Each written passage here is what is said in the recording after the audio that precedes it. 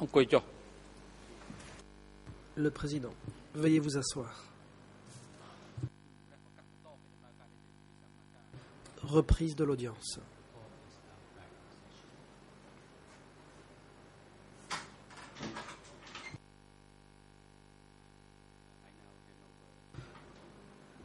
La parole est à présent à la partie civile pour l'interrogatoire du témoin. Je vous en prie. Merci, Monsieur le Président.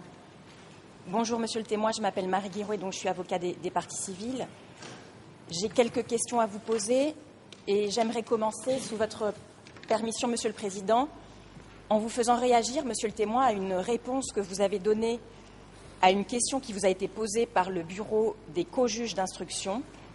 Et donc j'aimerais citer, Monsieur le Président, la cote E3/97, ERN en français 002 41894, ERN en khmer, et je ralentis, 002 70705, ERN en anglais 002 87 110. Monsieur le témoin, vous avez été entendu par les co-juges d'instruction et je vais vous lire la question qui vous a été posée et la réponse sur laquelle j'aimerais que vous puissiez réagir aujourd'hui. À la question suivante, à quel moment avez-vous compris que Ieng Sary était le superviseur général du camp de Beng Trabek? Vous avez répondu en deux temps. Vous avez indiqué « Je l'ai compris à mon retour des terres rouges » et vous avez poursuivi, et c'est cette partie qui m'intéresse, « Avant, je pensais qu'il était le responsable principal des Cambodgiens qui revenaient de l'étranger. » Ma question, Monsieur le témoin, ça porte donc sur cette deuxième partie de réponse. Qu'entendez-vous par « Ieng Sary était pour moi le responsable principal des Cambodgiens qui revenaient de l'étranger » ?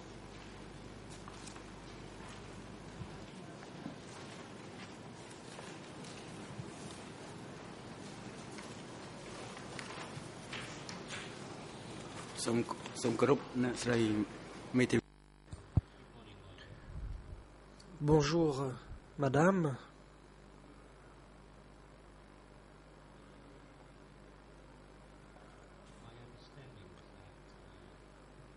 Ma compréhension des choses était la suivante. Tout ce qui avait trait aux affaires étrangères ou aux Cambodgiens vivant à l'étranger ou aux Cambodgiens qui rentraient au pays, Ieng Sary en était responsable parce que c'est lui qui a organisé le retour des Cambodgiens au pays.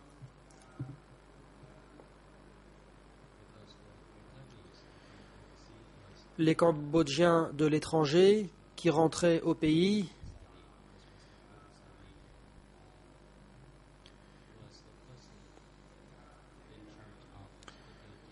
eh bien, c'était M. Ieng Sary qui était chargé d'organiser leur retour.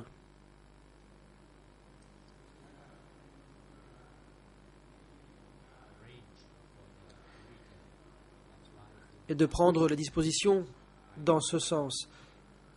C'est pour cela que je voyais les choses ainsi. Je ne pourrais pas dire que M. Nuon Chea, par exemple, était responsable de cela. Cela relevait de la responsabilité de Ieng Sary. Je ne connaissais pas Nuon Chea.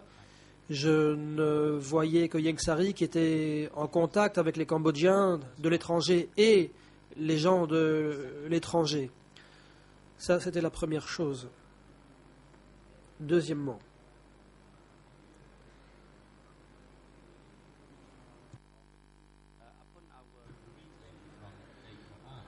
après notre retour des terres rouges, je l'ai rencontré.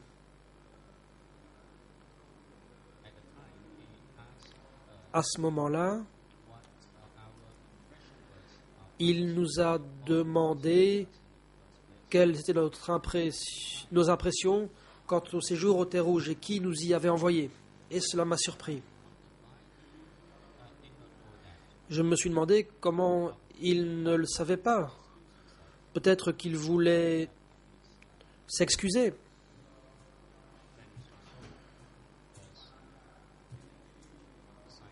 En laissant entendre que c'était d'autres qui nous avaient envoyés là-bas. Je ne comprenais pas pourquoi ils ne le savaient pas. Quant à ceux qui sont partis des terres rouges, je ne savais pas qu'ils devaient mourir. J'avais certains soupçons. Je me demandais pourquoi tous ceux qui quittaient les terres rouges avaient trouvé la mort, exception faite de ces deux nièces.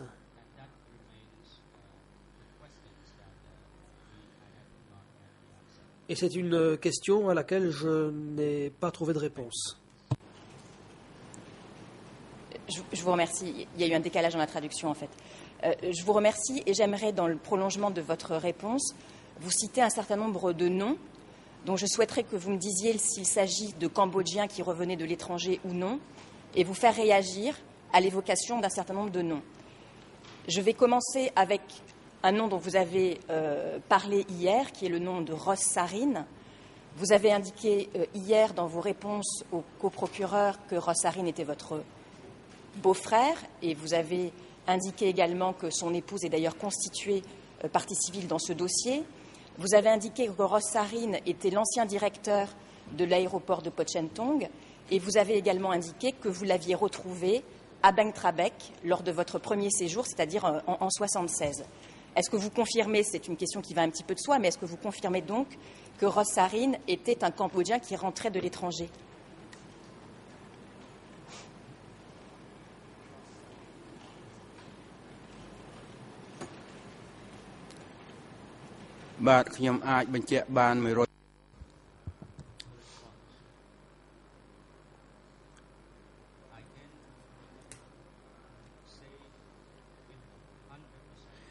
Je suis absolument certain que M. Ross Sarin et 3 de ses enfants étaient des Cambodgiens rentrés de l'étranger. Je vous remercie. Vous avez indiqué hier au coprocureur que vous aviez retrouvé Ross Sarin à Bang Trabek lors de votre premier séjour. Quelle a été votre impression quand vous l'avez vu et que vous a-t-il dit ? Vous a-t-il dit quelque chose quand il vous a retrouvé après ces plusieurs mois de séparation ? Quel était son état d'esprit ?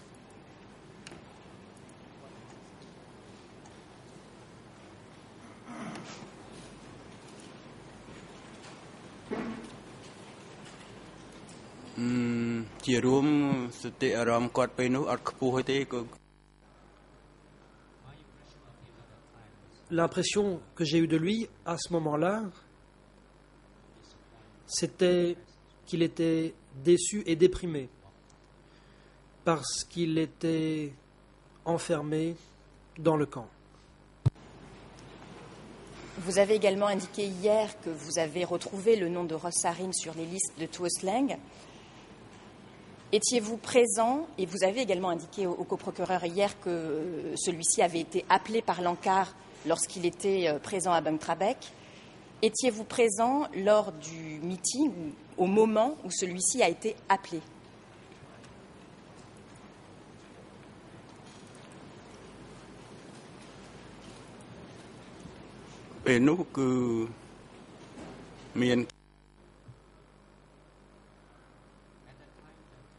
À ce moment-là,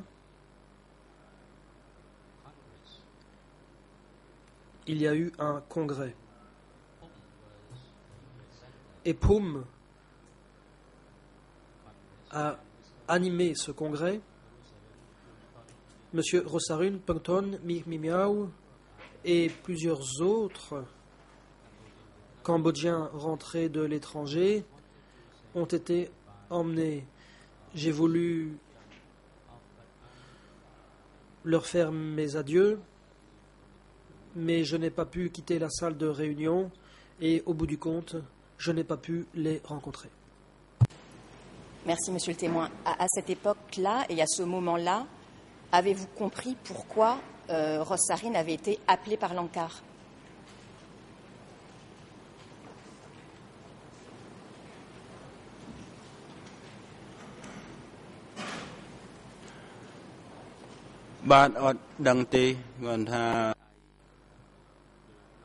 Je n'en sais rien. À l'époque, je pensais que l'ANCAR avait peut-être besoin de lui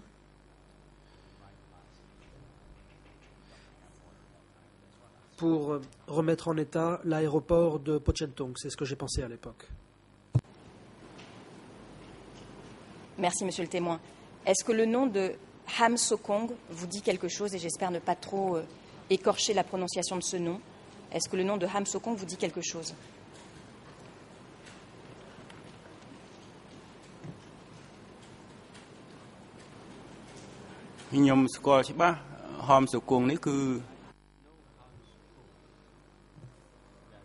Je connais très bien Ham Sokong. Je le connaissais depuis l'époque où il était en France.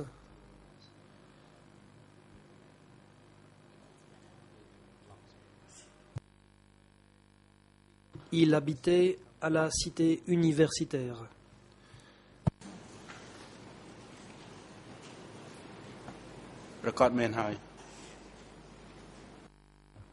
Oui.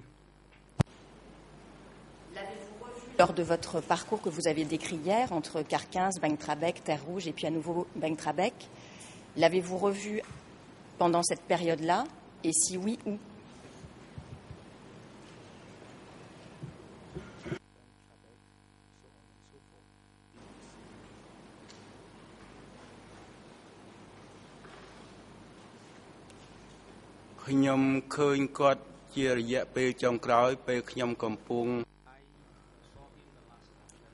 Je l'ai vu pour la dernière fois alors que je travaillais dans une plantation de pommes de terre. Il m'a fait un signe de la main pour dire au revoir et il a été emmené des Terres Rouges à moto. Savez-vous ce qu'il est advenu de M. Ham Sokong?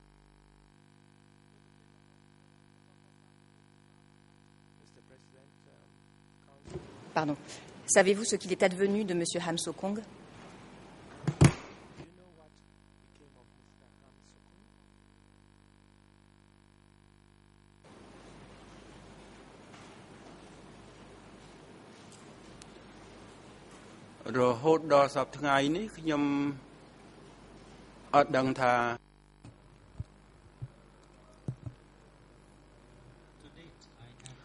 Jusqu'à ce jour,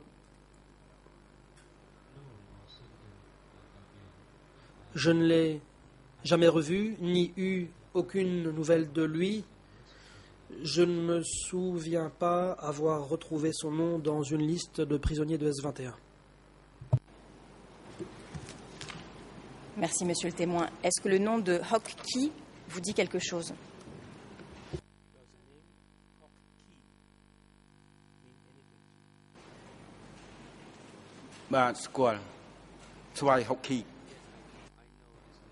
Oui, je connais ce nom, Svay Hock Key. Était-il un Cambodgien rentré de l'étranger?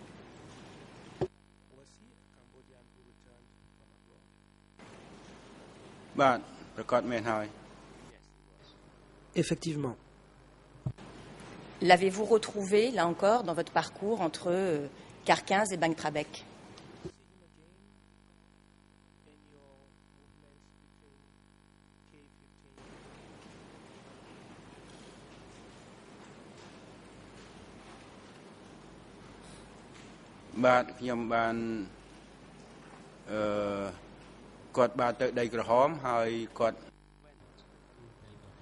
Il est allé dans les Terres Rouges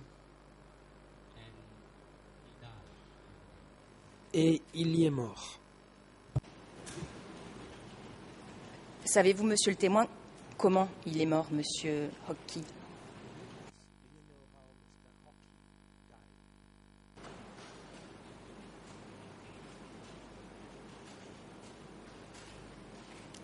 ពិបាកនិយាយណាពីព្រោះ C'est difficile à dire. D'après mes souvenirs, sur place, les gens disaient qu'il s'était suicidé. Mais, au dire de sa femme, celle-ci n'est pas certaine de la cause de sa mort. Elle dit que ce sont peut-être les Khmers rouges qui l'ont tué, mais je ne sais pas exactement. Ce que je savais à l'époque, c'était qu'il était mort aux Terres Rouges. Merci, monsieur le témoin. Dans le prolongement de votre réponse, j'aimerais citer un extrait de votre livre sur votre autorisation, monsieur le président. Je vais en fait à 3 reprises citer des extraits de votre ouvrage « J'ai cru aux Khmers rouges » en cote D141/1.2, ERN français 00 28 78 93, ERN en Khmer 008 31 070, et il n'existe pas de traduction anglaise de ce document. J'aimerais vous lire un passage de votre livre, monsieur le témoin, pour vous faire réagir en lien avec ce que vous avez déclaré sur les circonstances obscures de la mort de monsieur Hockey. Je me propose de lire du coup le paragraphe sur lequel je souhaitais vous faire réagir. C'est un paragraphe dans lequel vous expliquez les raisons pour lesquelles vous avez écrit ce livre, et vous dites « Mon intention n'était pas d'écrire un livre d'histoire, mais de raconter l'endoctrinement, la démolition de la personne, la peur, la mélancolie, la faim, les disputes, le courage et la lâcheté de ceux qui s'étaient, par endoctrinement ou opportunisme, fait les complices des cadres Khmers rouges. J'ai dressé le portrait de quelques-uns de mes compagnons dépouillés de leur humanité, absorbés uniquement par la quête de nourriture. J'ai essayé de retracer le caractère de certains Khmers rouges. J'ai voulu ainsi présenter différents types de personnes qui, à mon sens, ne peuvent être réduits à une seule catégorie. J'ai réservé une place privilégiée à ceux qui n'ont pas craint de dire non et ont osé réagir contre notre soumission aux autorités Khmers rouges. Les uns ont pris la décision de s'évader, les autres de se suicider. Ils restent présents dans ma mémoire et dans mon cœur. C'est sur la dernière phrase, en fait, monsieur le témoin, que j'aimerais vous faire réagir. Est-ce que vous pensez encore aujourd'hui que les seules solutions qui s'offraient aux personnes qui se sont retrouvées dans votre cas, c'était de s'évader ou de se suicider ?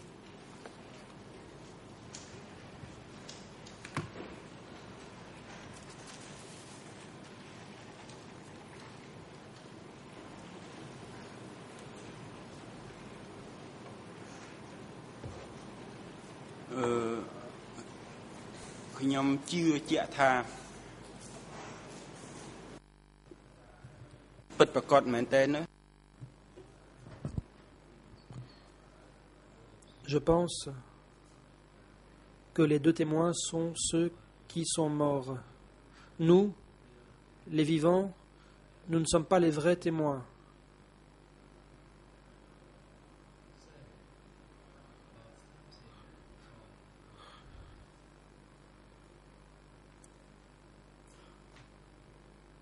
Nous ne pouvons pas vraiment en parler.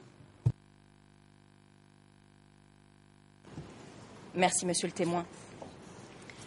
Je vais changer de sujet et passer à votre 2e séjour à Bengtrabek. Vous avez indiqué hier de manière très claire qu'à l'issue de votre séjour à Terre Rouge, vous aviez passé les quelques derniers mois à Bengtrabek. Et je m'excuse, monsieur le témoin, d'avoir provoqué chez vous cette émotion. Ça me paraissait important de citer ce passage parce qu'il me paraît dire pas mal de choses et rendre compte de la façon dont vous avez écrit votre livre. Mais je ne voulais pas, bien évidemment, vous incommoder. Je vais passer à des questions beaucoup plus pratiques, en quelque sorte, et vous inviter à réagir à mes questions sur votre 2e séjour à Bengtrabek. Vous avez indiqué très clairement hier au coprocureur que vous aviez d'abord été placé à B30, et qu'ensuite vous aviez été transféré à B32. Vous avez expliqué hier de manière très claire qu'il y avait effectivement 3 camps, B30, B31 et B32. Et j'ai quelques très courtes questions sur l'encadrement au sein de B30 et de B32. Dans le prolongement des questions que Monsieur le procureur vous a posées sur CAR 15, à savoir est-ce que les cadres Khmer Rouge utilisaient des intellectuels pour encadrer les prisonniers.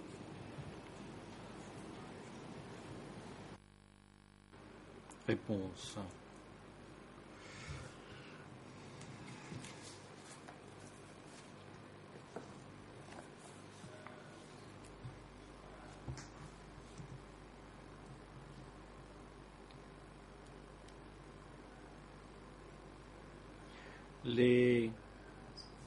Les Khmer Rouges étaient comme les nazis. Ils désignaient des membres du groupe pour que nous nous surveillions nous-mêmes.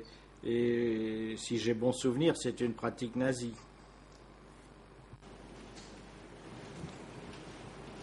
Dans le prolongement de votre réponse, pouvez-vous nous indiquer qui était le responsable ou le chef, et vous nous direz quelle est l'appellation appropriée peut-être, qui était le chef ou le responsable de B30 à l'époque où vous y avez séjourné?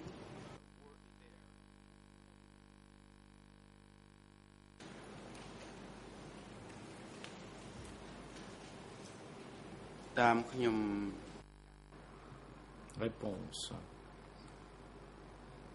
Oui, je me souviens, c'était M.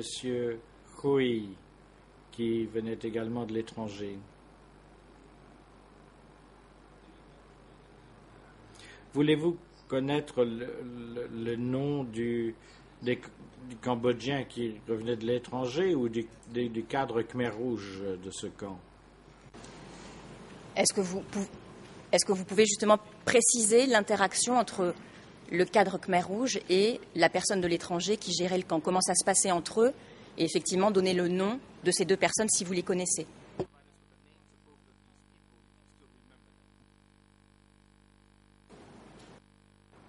Réponse.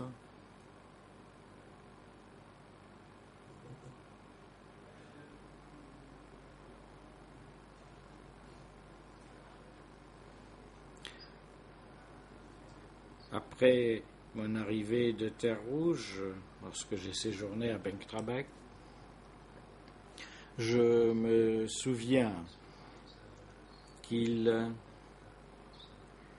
n'y avait pas de surveillance lieu avant notre départ à Terre Rouge. En fait, à ce moment-là, c'est Ieng Sary et ses adjoints qui assuraient notre surveillance.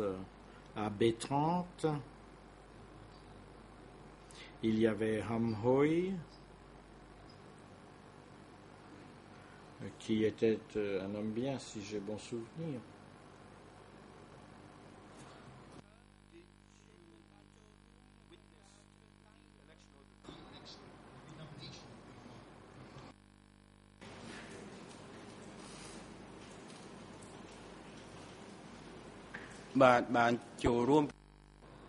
Oui, moi et tout le monde. Ieng Sary, c'était la personne qui a présidé cette réunion. D'abord, chaque bureau, B30, B31, B32 respectivement, organisait une réunion générale. Et peu de temps après,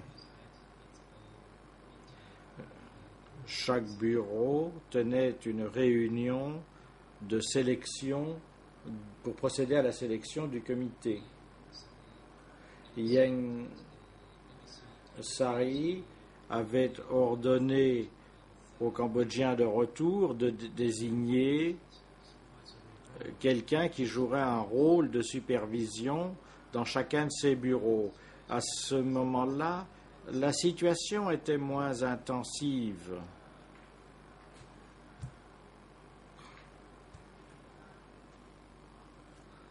Et en fait, depuis le début, il n'y avait pas de consultation avec les gens qui étaient au bureau. Tout le monde était désigné par l'ANCAR. Mais à ce moment-là, on nous a dit qu'on allait fonctionner de manière démocratique et qu'il fallait désigner des personnes qui assureraient ce rôle de supervision. Et il a dit qu'alors nous adopterions une pratique démocratique authentique telle qu'elle était prônée par l'ANCAR. Merci de votre réponse, Monsieur le témoin. Qui était le chef du comité de B32 à l'époque où vous y avez séjourné?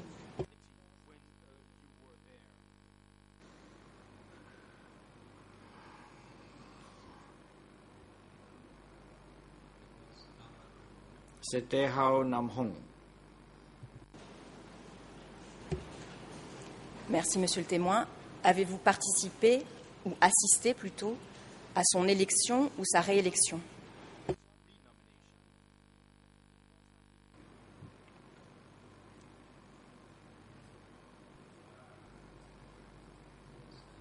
Oui, j'y ai assisté. Ieng Sary était-il présent lors de cette réélection?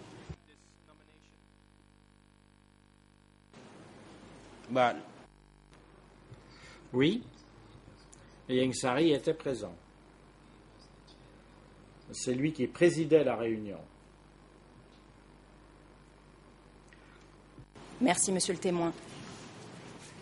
Vous avez finalement, à l'instant, tant en parlant de l'élection de Ham Roi que de la réélection du président de B32, vous avez évoqué les deux réunions auxquelles vous avez assisté en présence de Ieng Sary. Et c'est effectivement ce que vous nous avez dit hier, que vous aviez vu Ieng Sary à deux reprises, une fois à B30, une fois à B32.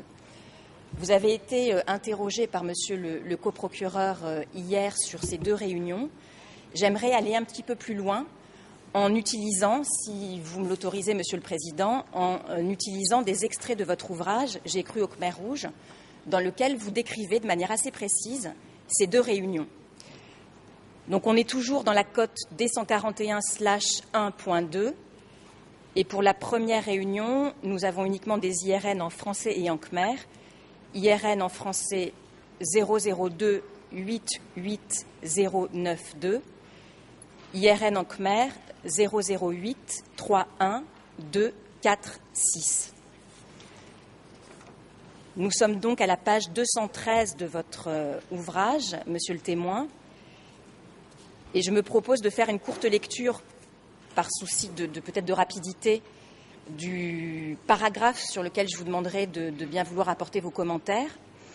Vous indiquez lors de à propos de cette première réunion à B30 en présence de Ieng Sary, vous indiquez la chose suivante. Ieng Sary parle ensuite des ennemis qui poursuivent sans relâche le sabotage de cette noble entreprise au service de notre peuple bien-aimé. Il dresse un petit historique de la lutte de son groupe contre la domination du Parti communiste vietnamien et cite quelques noms de ces abominables chefs des réseaux de traîtres, Rosnim, Chuk, Sarfing, Koitong, Nonson. Il veut nous faire passer un message essentiel. Le grand mérite de son groupe est d'avoir réussi à khmériser le Parti communiste cambodgien. Sans cela, le Cambodge aurait déjà été avalé définitivement par le Vietnam. Et si nous, les gens de l'étranger, avons été maltraités jusqu'à présent, c'est du fait des agents du Parti communiste vietnamien. Cet extrait de votre ouvrage, Monsieur le témoin, est-ce qu'elle appelle un commentaire particulier de votre part?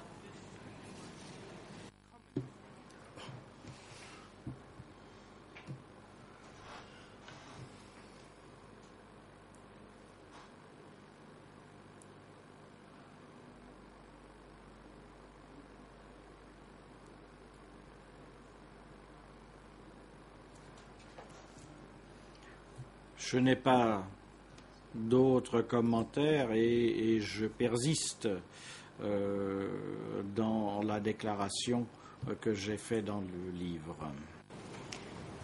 Je vous remercie.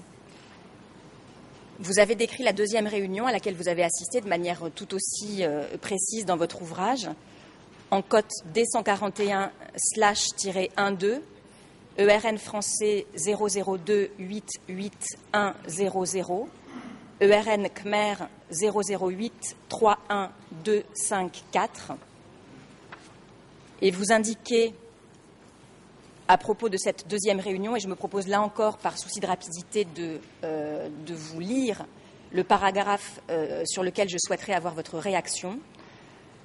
Vous indiquez: à la fin d'octobre, une réunion se tient en présence de Ieng Sary pour doter le camp B32 d'une nouvelle équipe de direction.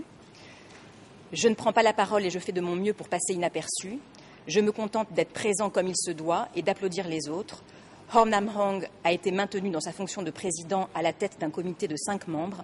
Ieng Sary nous répète à peu près la même chose que ce qu'il nous avait dit quelques jours plus tôt. Nous commençons la lutte à mort contre le Vietnam et sa fédération indo-chinoise. C'est soit eux, soit nous. Il n'existe pas d'alternative. Le peuple cambodgien est avec nous pour lutter contre les agresseurs. Le Vietnam est de plus en plus isolé. La communauté internationale est avec nous. Là encore, monsieur le témoin, même question. Est-ce que ce passage que je viens de lire de votre livre appelle un commentaire particulier de votre part? Réponse.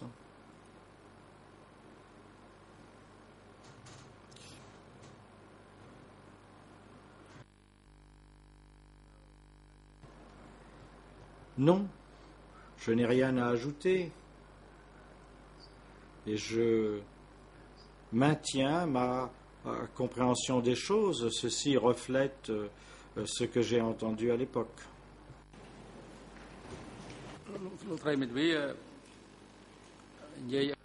Le président. Maître, veuillez s'il vous plaît ralentir. Vous pouvez continuer, mais essayez de ralentir. Je vous remercie, monsieur le président. J'arrive à la fin de mes questions, en fait, monsieur le témoin. Teniez-vous un journal? Avez-vous tenu un journal entre juillet 76, le moment où vous êtes rentré au Cambodge, et début 79?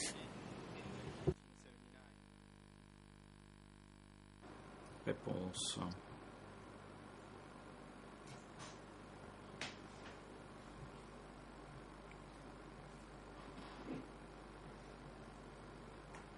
Mon épouse et moi-même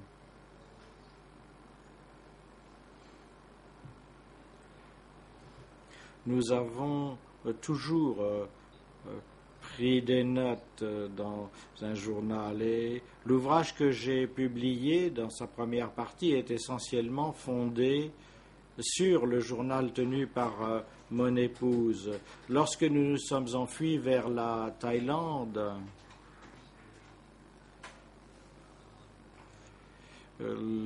j'ai commencé à écrire mon livre, je me suis fondé sur son journal. Pour la partie suivante, de mon départ vers Terre Rouge, cette partie-là est fondée sur mes propres notes. Merci. Donc, pour être clair, monsieur le témoin, ce que vous expliquez, c'est que dans la première partie de votre récit, vous vous êtes majoritairement appuyé sur le journal intime de votre femme, et qu'à partir de Terre Rouge, vous avez vous-même pris des notes qui ont servi, et vous nous direz dans quelle mesure elles ont servi, à l'écriture de votre livre. Est-ce que j'ai bien compris ce que vous nous avez dit? Réponse.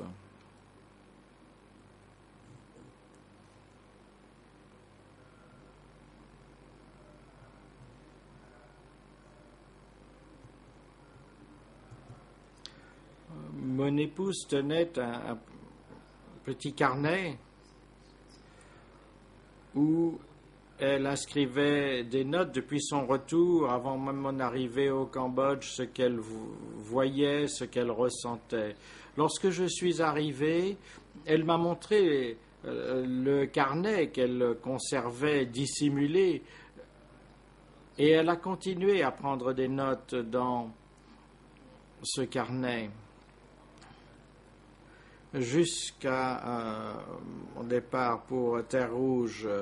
Et c'est là-dessus que j'ai basé mon livre. À partir de Terre Rouge, je me suis basé sur mes propres notes. Et pour aller au fond de la question, monsieur le témoin, est-ce que le chapitre de votre ouvrage intitulé Phnom Penh sous Ieng Sary, dont j'ai tiré les 2 extraits dont je vous ai fait lecture, est-ce que ce chapitre a été écrit à l'aide de vos notes, enfin de ce que vous venez de décrire, simplement pour bien comprendre quelles sont les sources que vous avez utilisées pour écrire ce paragraphe, enfin ce chapitre, pardon. Réponse.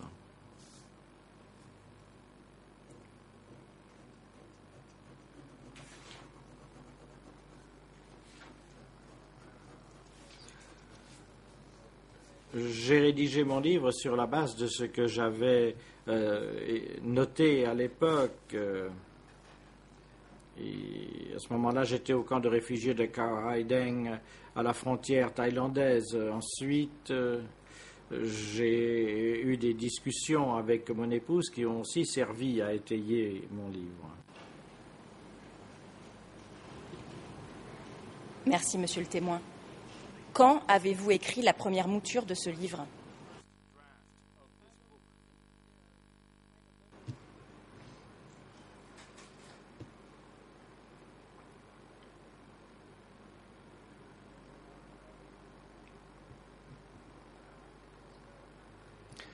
C'est lorsque je me suis réfugié en Thaïlande, c'est-à-dire fin 1979.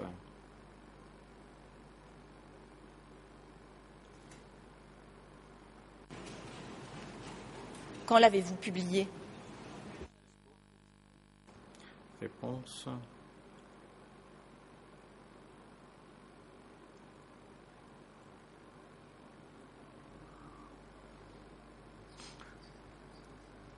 Le livre a été publié en 2003.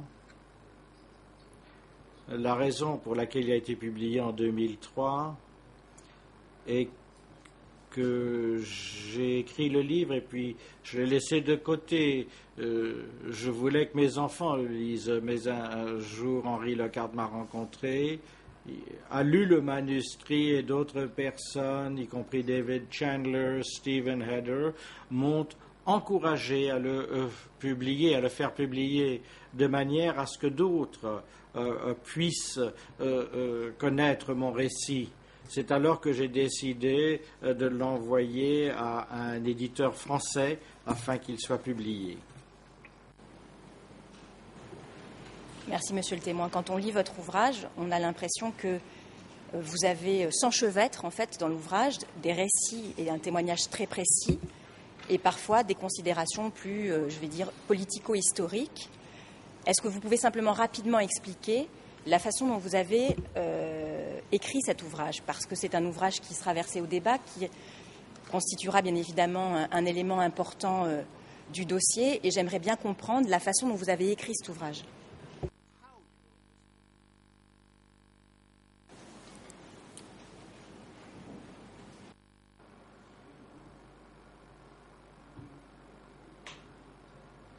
En général,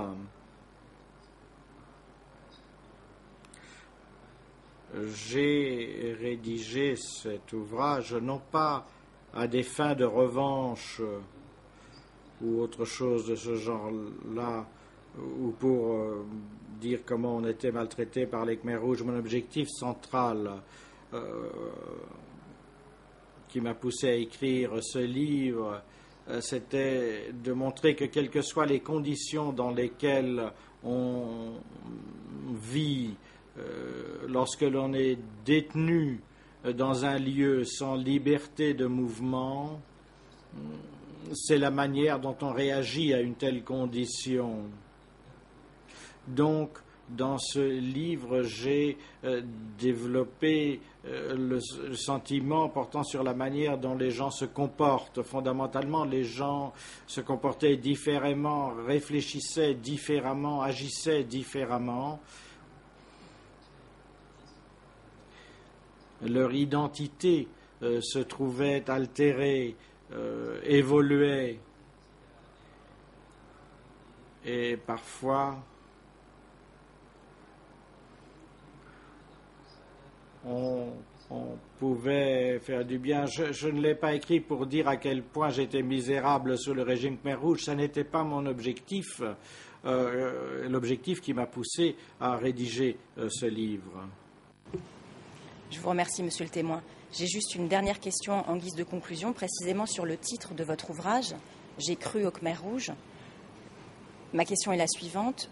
Jusqu'à quand y avez-vous cru et à partir de quel moment avez-vous cessé d'y croire ?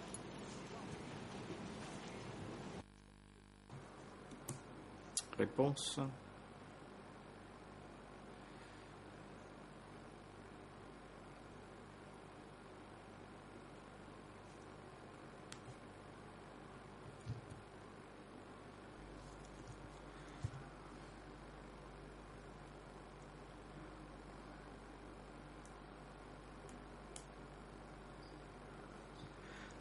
Comme je l'ai mentionné antérieurement,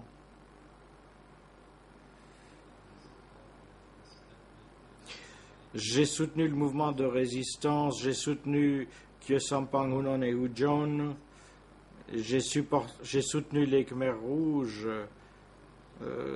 J'avais à peu près 25 ans quand j'ai commencé à les soutenir.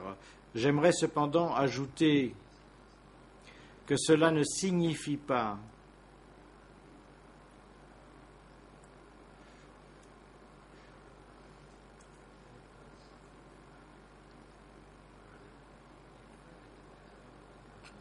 En fait, le titre du livre, ce n'est pas moi qui l'ai choisi. C'est un titre qui m'a été proposé par l'éditeur. Alors c'est un peu difficile pour moi de répondre à votre question. Ça me convient très bien comme réponse. Je vous remercie, Monsieur le témoin. Je n'ai plus de questions. Merci, Monsieur le Président.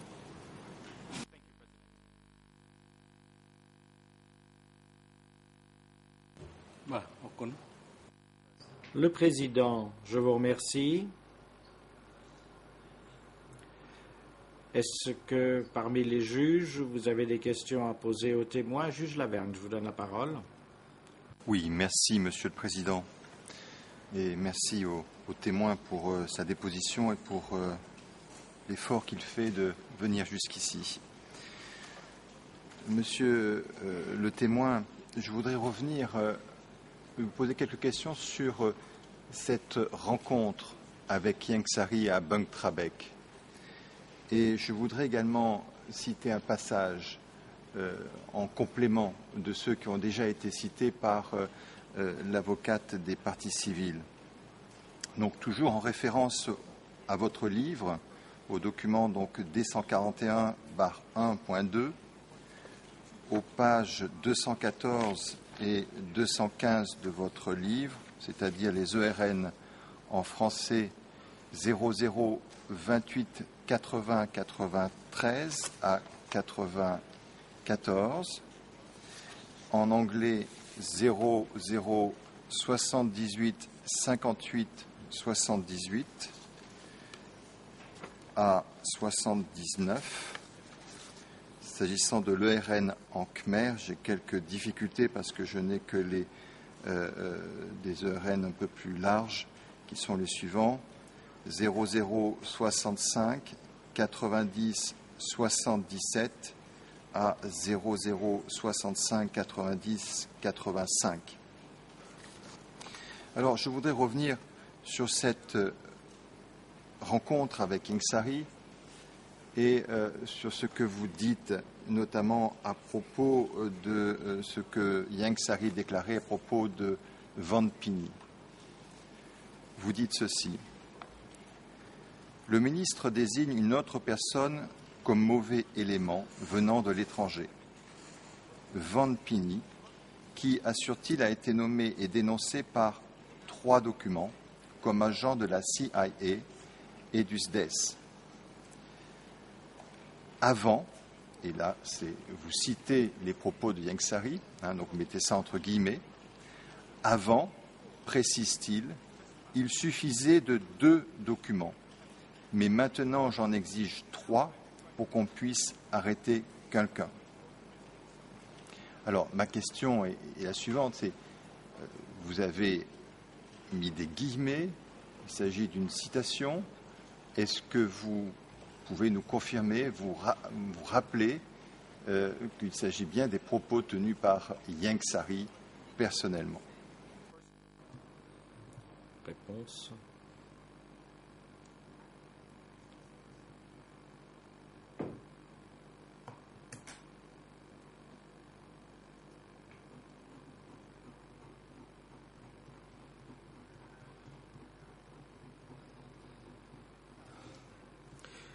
Je peux confirmer que ce sont les paroles dont j'ai souvenir qu'elles furent prononcées par Ieng Sary.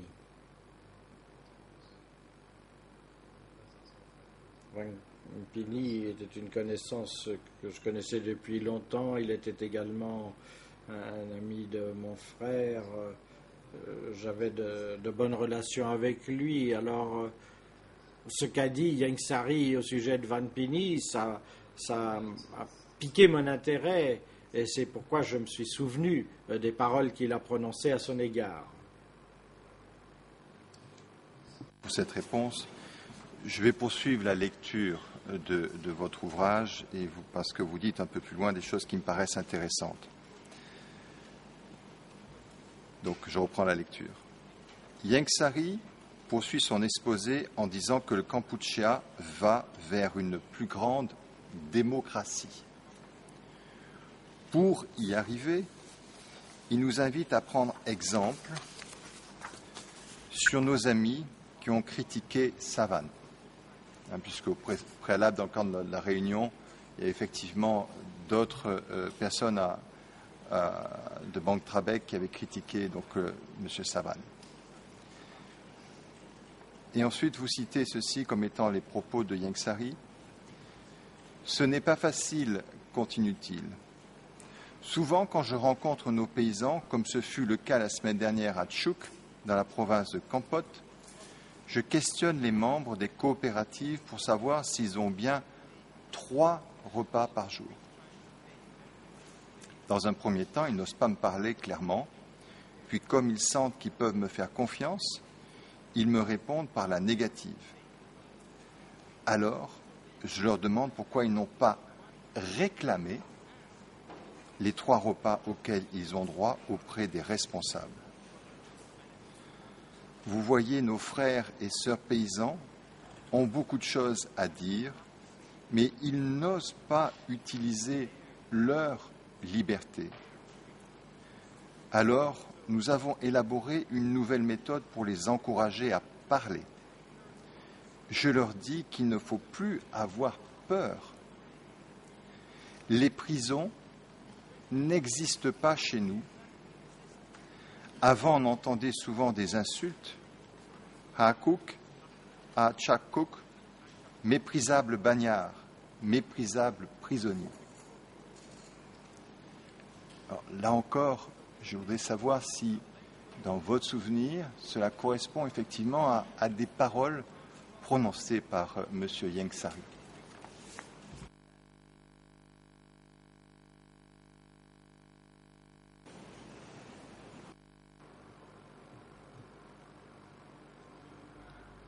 Réponse.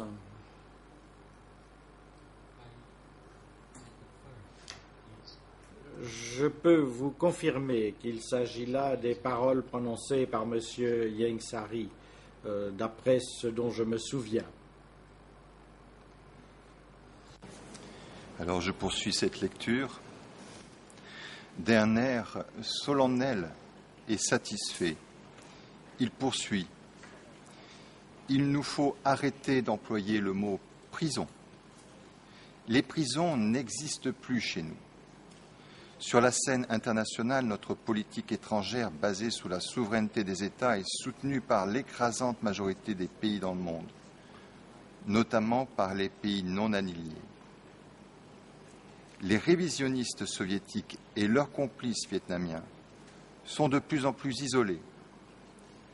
Pour combattre l'ennemi de l'extérieur, nous devons d'abord balayer l'ennemi de l'intérieur. Notre parti a vaincu l'ennemi de l'intérieur. Sans leurs complices à l'intérieur, les agresseurs vietnamiens ne pourront pas nous vaincre. Et là, fin de citation, fin des guillemets. Et vous dites ensuite ceci. Puis sur sa lancée, il nous invite à prendre la parole, à utiliser notre liberté dans ce pays unique au monde où l'on peut tout dire. Personne ne nous fera du mal puisque la prison est abolie. Alors, là encore, est-ce que cela correspond effectivement aux paroles que vous vous souvenez avoir été prononcées par M. Ieng Sary?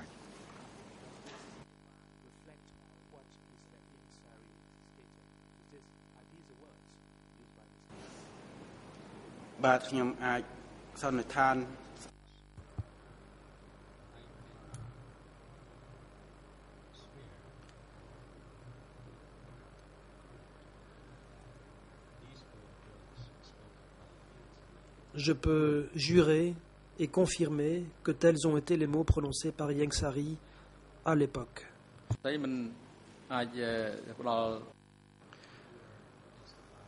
Le président. Témoin, vous êtes ici en qualité de témoin. Vous ne pouvez pas tirer de conclusion.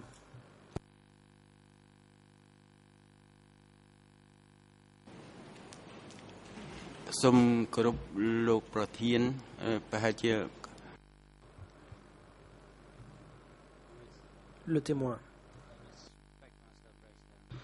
Monsieur le Président, en toute déférence, peut-être m'avez-vous mal compris.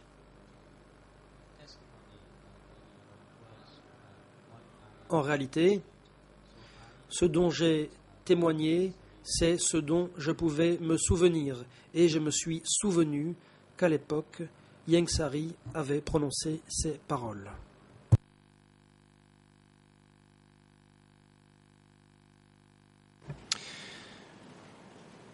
Monsieur le témoin, dans votre souvenir, est-ce que vous pensez que les gens que vous avez pu rencontrer avaient le droit de réclamer, quand on ne leur servait pas les repas suffisants pour leur alimentation? Est-ce que c'était un droit qui existait?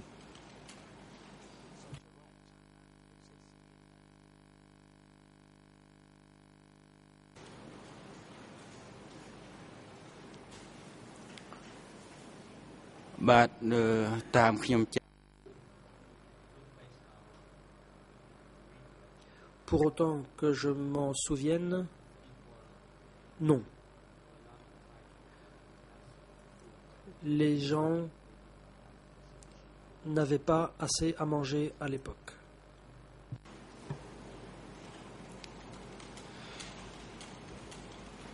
Et les gens que vous avez rencontrés ou l'expérience que vous avez eue à K15, à Bang Trabek, aux Terres Rouges et ailleurs, c'est une expérience d'un lieu de détention? Alors quand vous entendez M. Ieng Sary qui vous dit qu'il n'y a pas de prison au Kampuchea démocratique, est-ce que cela entraîne des réactions?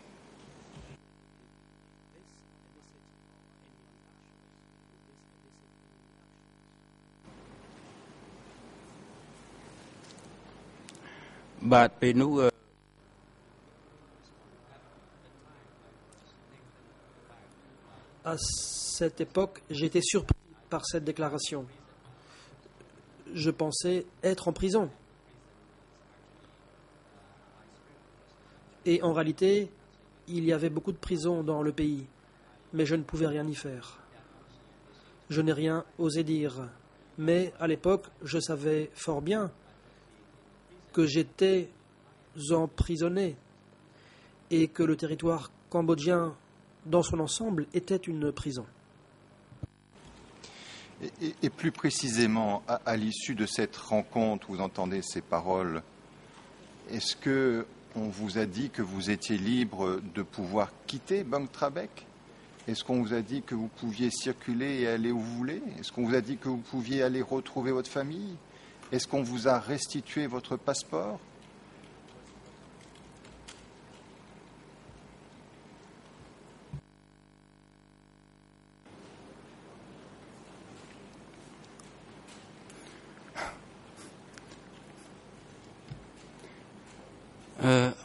ទាំងអស់នេះអត់មានទេគាត់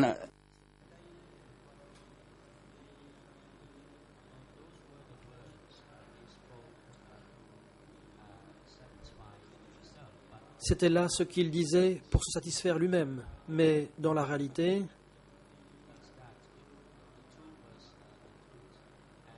la vérité était bien différente. Par exemple, quand nous étions à Bang Trabek, à un moment donné, on nous a offert de la viande de crocodile à manger. Mais en fait,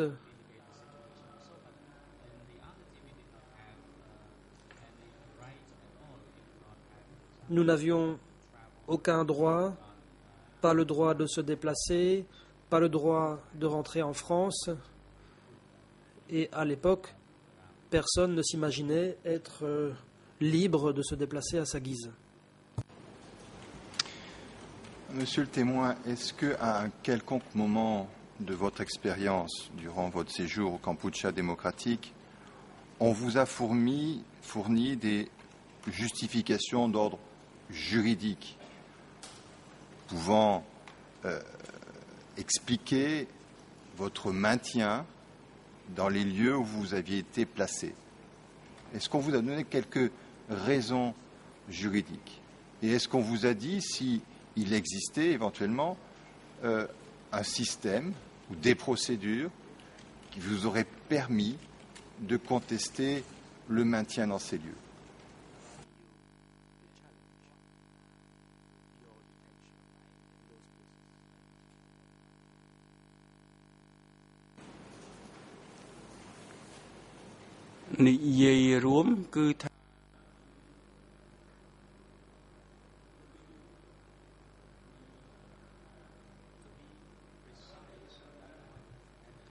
Pour être précis, à ce sujet, à l'époque, l'ANCAR avait toujours raison.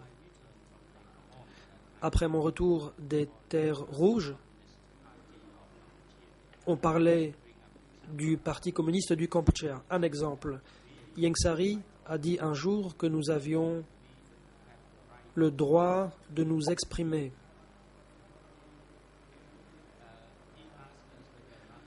Il nous a demandé si nous recevions 3 repas par jour. Nous n'avons pas osé dire le contraire. Et à l'époque, M. Savan a dit qu'effectivement, nous avions 3 repas par jour. Mais qu'en était la réalité à l'époque? En fait, à l'époque, c'était la survie. Et on demandait qui était Savan. Savan était l'ANCAR. Si l'on avait critiqué Pol Pot pour ses défauts, si l'on avait dit qu'il commettait des erreurs, nous aurions eu des problèmes. Si ça avait été un régime monarchique, on aurait sûrement pu critiquer le roi pour ses défauts. Mais dans ce régime-là, si l'on disait que l'ANCAR présentait quelque insuffisance que ce soit, ça ne se pouvait pas. On ne pouvait pas pointer de problèmes, on ne pouvait pas pointer de défauts. On n'était pas autorisé à le faire. L'ANCAR était parfaite, l'ANCAR avait toujours raison.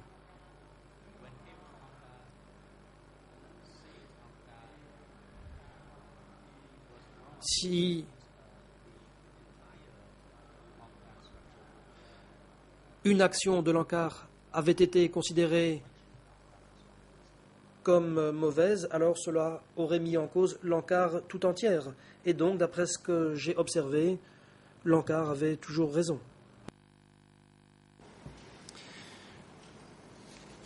Une question des questions de détail, mais vous avez évoqué dans votre ouvrage avoir participé ou avoir été conduit à participer à un chantier de destruction un peu particulier. Il s'agissait de la destruction de la cathédrale de Phnom Penh. Est-ce que vous pouvez nous dire si vous avez su quelle était la raison pour laquelle cette cathédrale devait être détruite?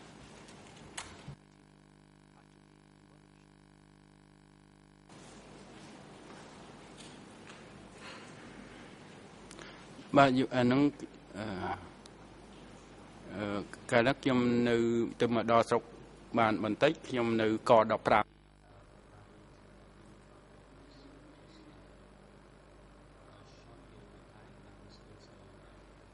Quand je suis arrivé à Phnom Penh, j'y suis resté peu de temps. J'étais à K15. À un moment, on nous a emmenés en camion pour faire un travail. Nous étions une dizaine.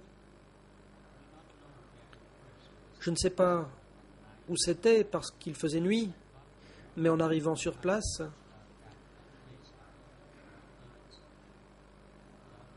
j'ai entendu beaucoup de gens parler entre eux. Quand nous sommes arrivés, on nous a chargés de démolir un bâtiment pour en récupérer l'armature métallique.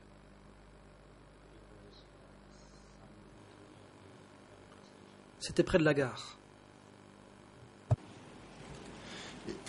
À cette époque, vous aviez réalisé quel type de bâtiment c'était ou vous n'en aviez pas idée?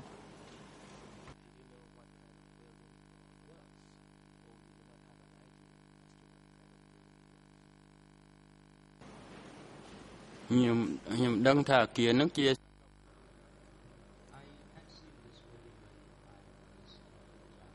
J'avais vu ce bâtiment dans ma jeunesse. Ça avait été une église catholique.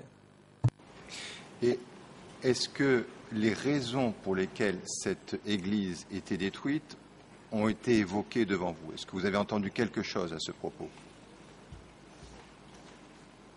Est-ce que c'était parce que c'était une église catholique ou est-ce que c'était pour une autre raison? Notamment, est-ce que ça peut avoir un lien avec autre chose?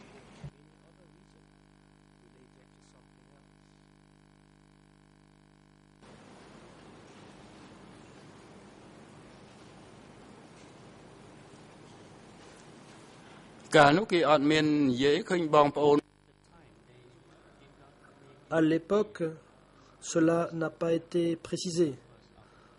On n'a pas dit pour quelle raison le bâtiment était démoli. En arrivant, on nous a tout de suite donné des marteaux pour démolir le bâtiment. Personne n'a expliqué exactement pourquoi il fallait le faire. Nous avons juste participé à la démolition. Par la suite,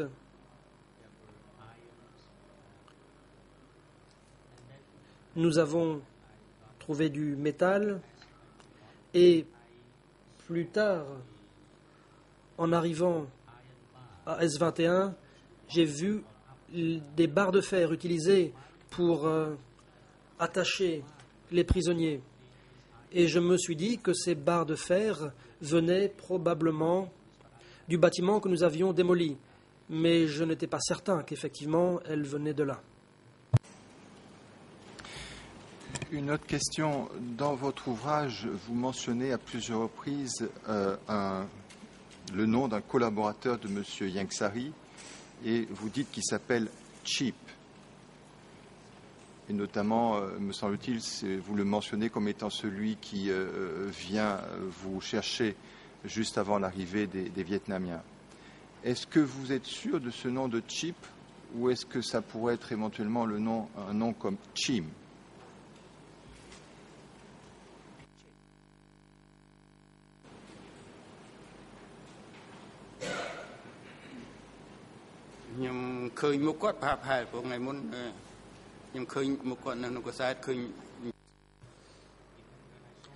Je l'ai rencontré et quand j'ai vu son visage, celui-ci m'a semblé familier. C'était quand son visage est paru dans la presse. J'ai pensé que c'était lui, c'était un collaborateur proche de Sohong. Je ne suis pas sûr d'avoir bien saisi le sens de votre réponse. Est-ce que vous voulez dire que, ayant vu la photo d'une personne dénommée Chim dans la presse, vous avez pensé que c'est celui que vous aviez appelé Chip dans votre livre? C'est cela?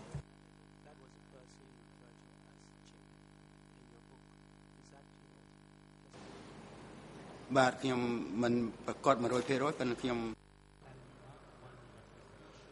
Je ne suis pas absolument certain. Mais peut-être qu'il s'agissait de cette personne.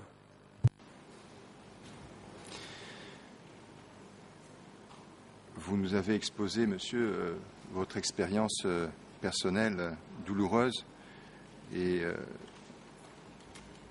j'aurais une autre question. Si celle-ci est trop pénible pour vous, vous pouvez vous abstenir d'y répondre. Mais est-ce que vous pourriez nous dire, monsieur, au terme de l'expérience du Kampuchea démocratique, ce qu'il en est résulté pour vous et pour vos proches? Je crois que vous êtes membre d'une famille assez étendue, vous aviez beaucoup de frères et sœurs.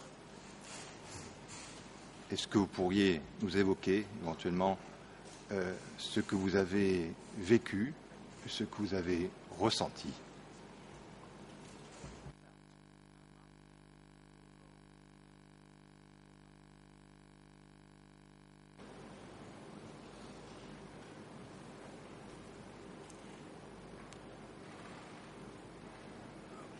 អារម្មណ៍ដែលខ្ញុំទទួលពេលនេះគឺថានិយាយសរុបទៅគ្រួសារខ្ញុំត្រូវរត់រលាយឪពុកខ្ញុំ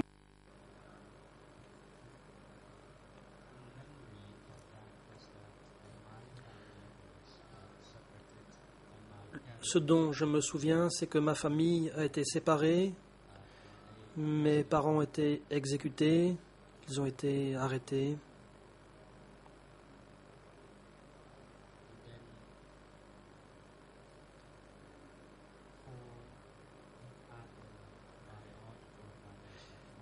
Quatre frères de sang,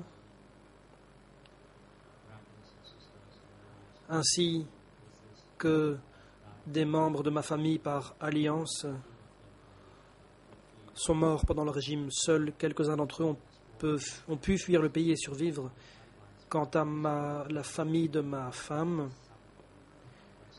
certains d'entre eux ont été arrêtés et tués. Pour ce qui est de mes amis, la plupart d'entre eux, à la fois des amis que je connaissais du Cambodge ou de l'étranger, sont morts.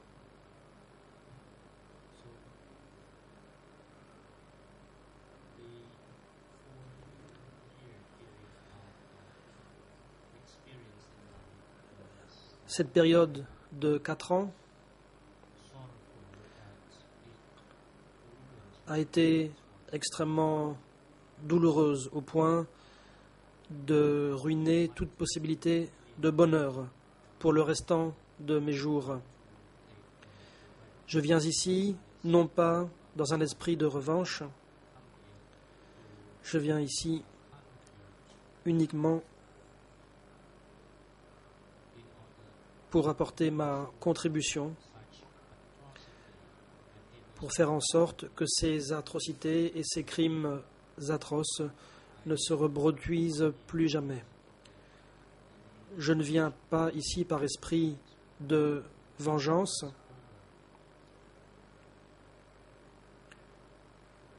Tout cela est terminé et rien ne pourrait compenser ce que nous avons perdu. Notre mission, c'est de faire en sorte que ces crimes ne se reproduisent pas. En tant qu'êtres humains, nous sommes nés bons, mais par la suite, il y a eu en nous 2 éléments, un bon élément, un mauvais élément. Et le mauvais élément a porté la tragédie comme nous l'avons connue sous le Kampuchea démocratique.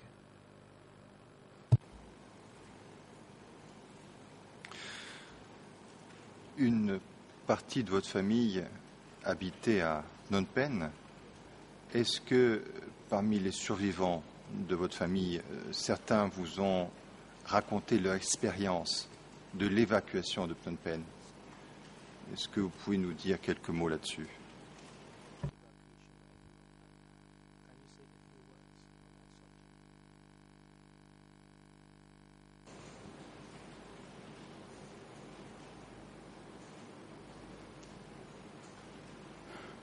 Bah,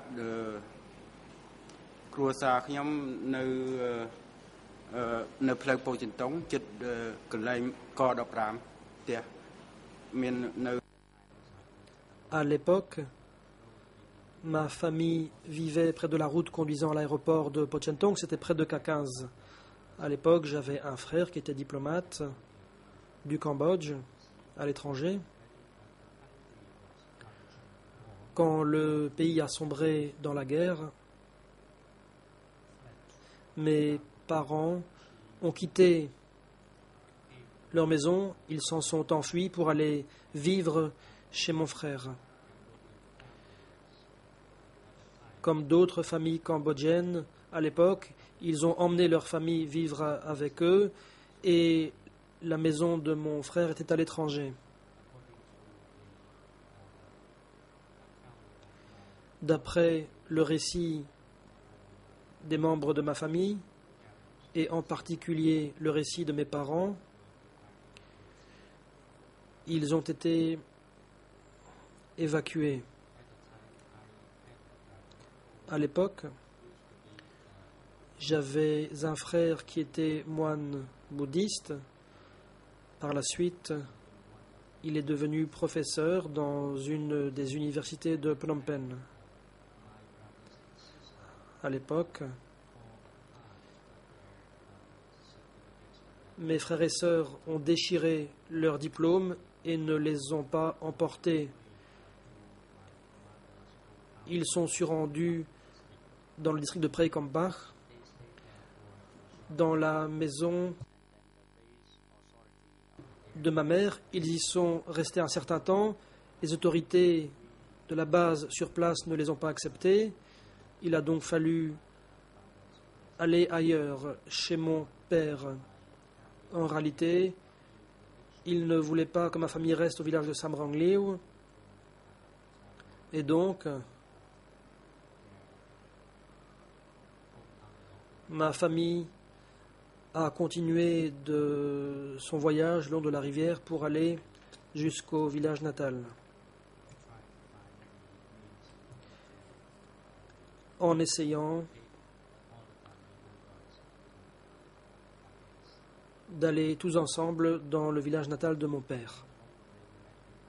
Sur la route, nous avons rencontré des gens qui nous ont dit de ne pas y aller,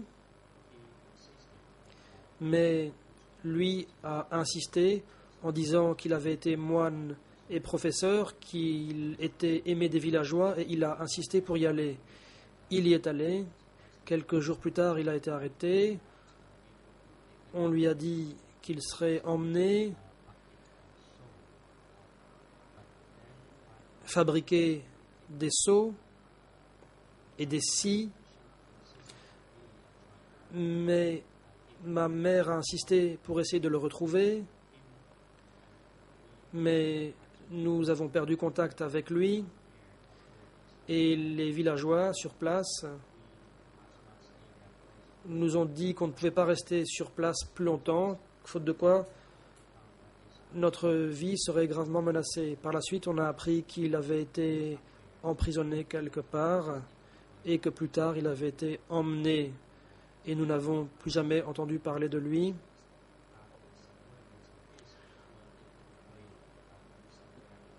D'autres professeurs et certains de ses subordonnés ont été emmenés quelque part dans la province de Battambang. Tous ont été emmenés dans la province de Battambang. Sur la route, on ne leur a pas donné à manger. Ils étaient affamés. À un moment, ils étaient si affamés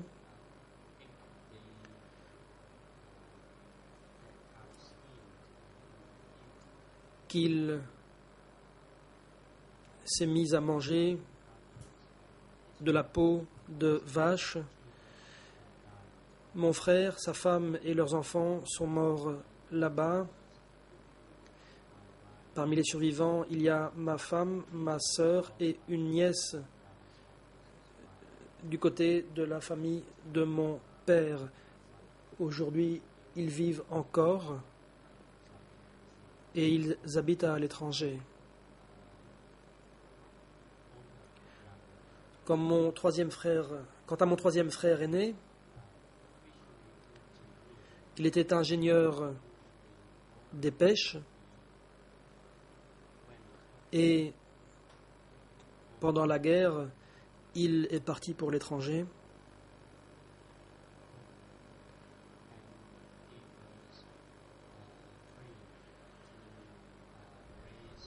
Il a suivi une formation dans le domaine de l'élevage de poissons en Tunisie.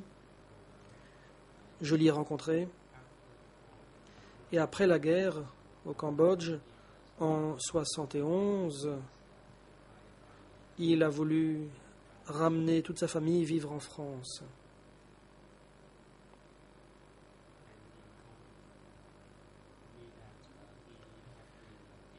Il m'a dit avoir enseigné à l'université et il m'a dit connaître personnellement Huiyun.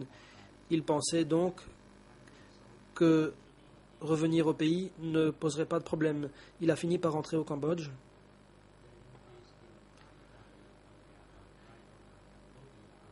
À l'arrivée au Cambodge, toute la famille, y compris les 3 enfants, a disparu. On n'a plus jamais eu de leurs nouvelles. On ne savait pas où ils avaient été exécutés. Pour ce qui est de mon 4e frère, il était près de Kabal Tnol, il y travaillait.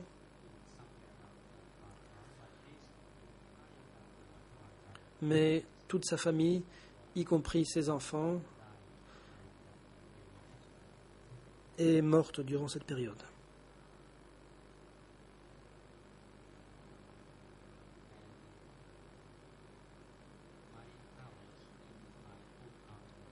Dans mon village natal, ma maison a été détruite.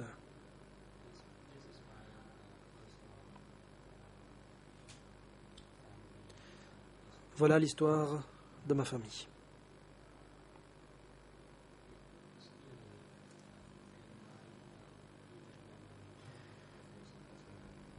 J'ai conservé des souvenirs très vifs de cette période, mais maintenant tout cela est fini.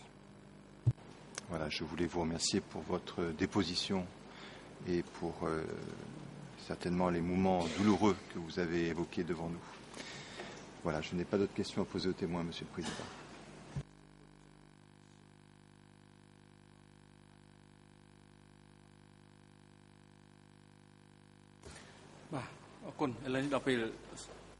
Le Président, je vous remercie.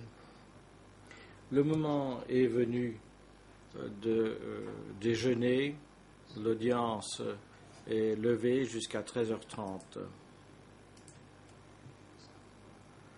Cet après-midi, la Chambre continuera à entendre le témoignage du témoin Hong Tong-un. Nous reprendrons cet après-midi et ce sera l'équipe de la défense de M. Nunchea qui interviendra en premier. Monsieur l'huissier, veuillez de trouver un local pour le témoin afin qu'il puisse se reposer pendant la pause et veiller à ce qu'il soit de retour à 13h30 cet après-midi. Conseil international de la défense, veuillez prendre la parole, Monsieur le Président.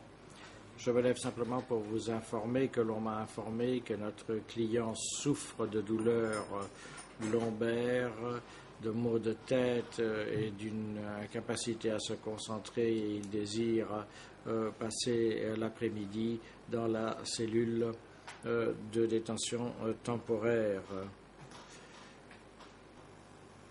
Le Président, merci. Je note la demande du Conseil pour la défense de Nunchea et la demande de l'accusé visant à ce qu'il puisse suivre à distance les débats du fait de son état de santé. Cette requête est accordée et la défense de M. Nunchea suivra la procédure, ou plutôt M. Nunchea suivra la procédure à partir de la détention temporaire pour le restant de la journée. Celui-ci donc renonce à tout droit d'être présent dans le prétoire. La défense de M. Nunchea est priée de soumettre immédiatement à la Chambre le document de renonciation de son droit à être présent dans le prétoire, accompagné de sa signature ou de son empreinte digitale. L'équipe technique veillera à ce que la liaison audiovisuelle soit établie afin qu'il puisse suivre les débats. Les responsables de la sécurité vont maintenant reconduire les accusés au sous-sol où M. Nunchea demeurera cet après-midi et suivra les débats à distance. M. Khieu Sampang sera ramené dans la salle avant 13h30. L'audience est levée.